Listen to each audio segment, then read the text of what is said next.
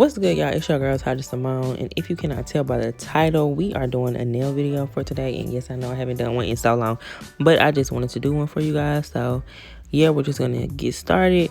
The first thing I'm doing is I already have my tips on and they're already prepped. When I say prepped, I mean like the base is already filed as well as the tip, because we're about to apply the polygel. And of course, you know, your first step is to just add a base coat. But I only add the base coat to my actual nail. I don't put it on the tip, only because I feel like when you put it on the tip, like the polygel will start to lift up after a little bit of time. So I just only do my nail. So now I'm going to begin to put the polygel on. I'm using Modelones or Model 1s, however you want to pronounce it. I'm not really sure. But I'm just kind of showing y'all what comes with the kit. This is like a little brush that they sent, and this is also the slip solution. Now, with the slip solution, I prefer the alcohol, which is why I'm showing y'all the alcohol, because it's so much better to me. I just don't like how greasy the slip solution is, but it is good for cleaning your brushes, I will tell you that. But I just don't use it to work the polygel. So for each nail, I'm gonna add just a large bead, I'm gonna say, right at the nail bed. And after I add it to each nail, I'll basically just work it upwards with the brush. But I will tell you that I know this may not seem like enough to cover your whole nail, and I'm gonna be honest, it's not. It's gonna be really thin, but I go by thin layers, and I feel like it's better to just add as you go, because if you put too much polygel, then it won't heal all the way under the lamp. So that's why I just find it better to just add a little bit at first, let it cure in the lamp, and then add more, if that makes sense. So as you can see, I always work it upwards. I try to shape my sides out as I go, but it kind of gets a little wonky because it is polygel, so it can move.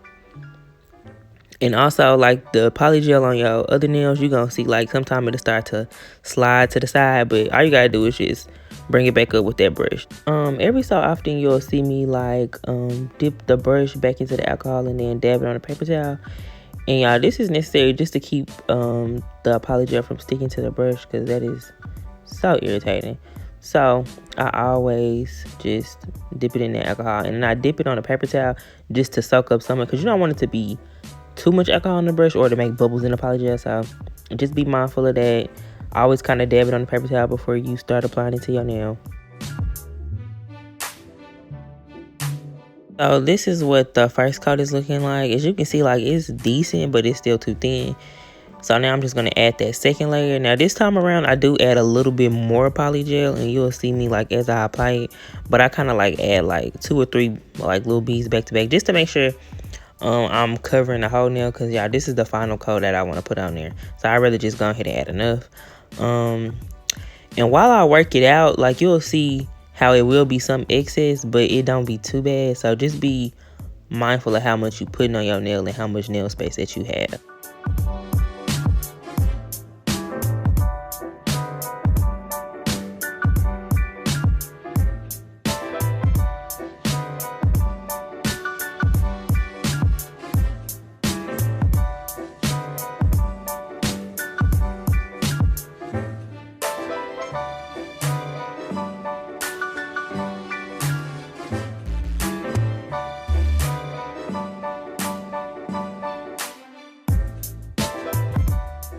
So after the polygel is healed, you'll see me wiping down my nails, and I'm using alcohol just to remove the stickiness.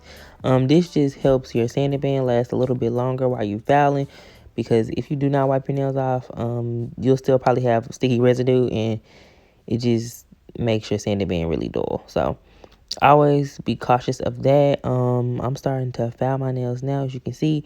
I'm always going to start at the bottom, because I just like for my cuticles to be right, y'all. I don't like when the polygel running over your cuticle. I don't like when it's not enough. So I always do around my cuticle first, and I just try to make it as round as possible and as smooth as possible. And you also want to make sure that you have enough of an apex from between your cuticle and like the start of your nail or the base of it, just to make sure that, you know, your nails are nice and sturdy.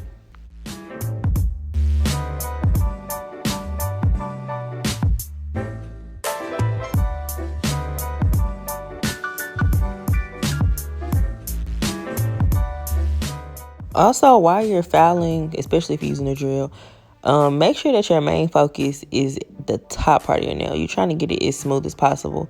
As far as the size and the whole shaping of the nail, I will go in with a regular hand file afterwards just to make sure my shape is nice and sharp. So I wouldn't try to do that with a drill because it's way more easier to do it with a hand file.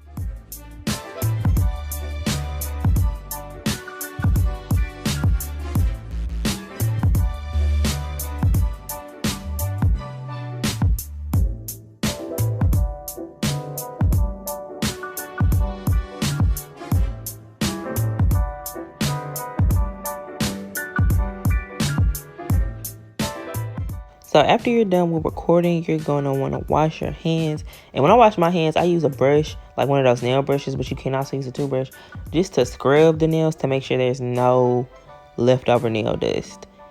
And that is very important because you do not want it to be like stuck in your nails and it look like dirty. You know what I'm saying? So yeah, try to use a brush. Now I'm just applying a base coat before I start doing the nail art.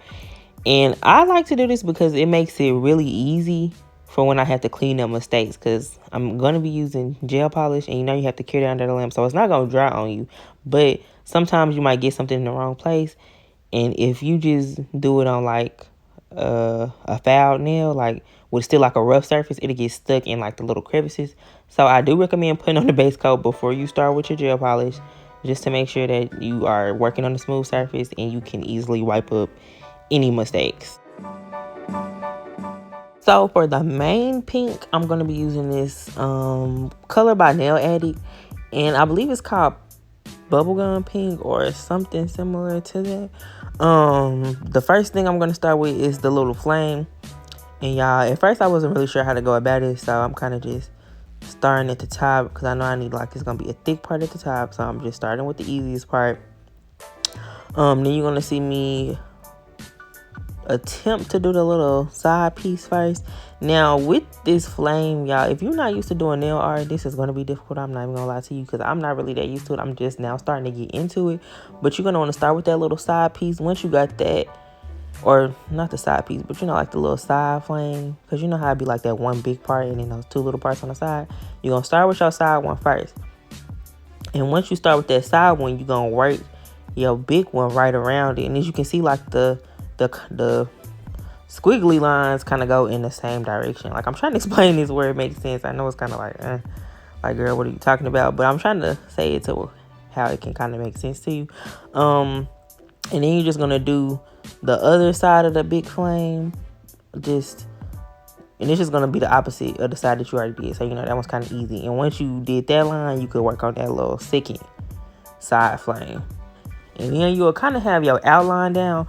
You do have a little room for error with this because you're going to be outlining everything in black. So it don't have to be so sharp. And I do kind of like that because that made it a lot easier when I was trying to figure out like how I wanted it to really turn out.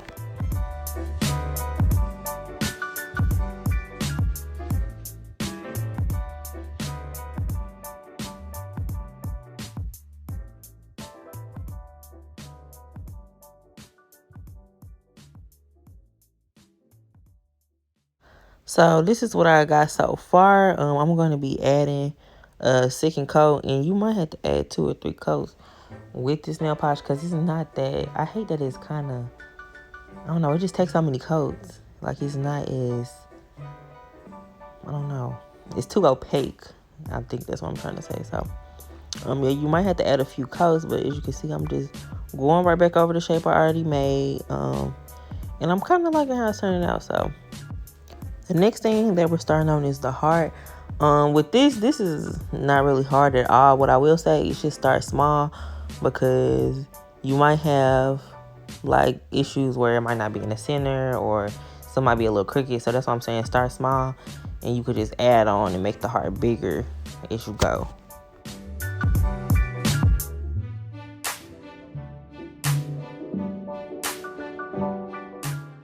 Now we're starting on the tips, y'all, and this is probably the easiest part, like easier than all the other designs. So first thing that you're gonna do is you're just gonna make an outline of your nail, and you just go around. Now, as you start to form the tip, I just started making like slanted lines on the sides that kind of give like that V shape. And you'll just keep making the lines, like, you know, as you go, and then you'll slowly see the tip will start to form. Now, once you got your sides as thick as you want them to be, you will start to make horizontal lines. And then you're gonna see like it kind of look like a rectangle type of look, and you just round them tips out. Well, not the tips, but the corners of the rectangle out, and it'll create the tip shape. So yeah, that one's pretty simple. And once you got it to like the shape you want, like this is like, I'm not quite at the shape I want this yet, but I'm getting close. I still think it's a little bit too, like the tip is too short for the type of design I'm trying to do. So I'm just gonna add to it on the sides and at the top just to make it as thick as I want it to be.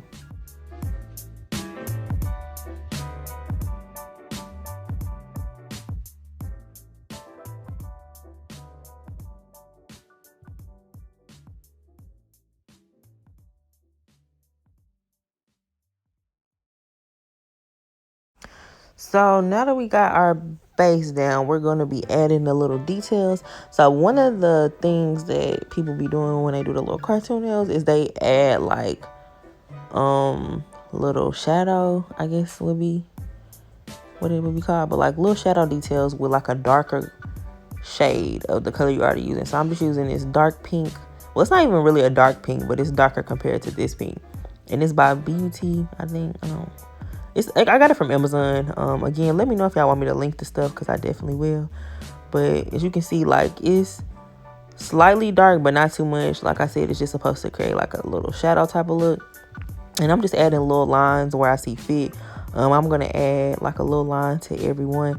Now, what I will say is, whatever lines you do add, you want to make sure you keep them on the same side on each nail, so it can kind of give off that glare cartoon like look. If you start doing them, like, let's say I do a dark line on the right side of one nail and then a dark line on the left side, it's gonna kind of throw it out. So just be mindful of that.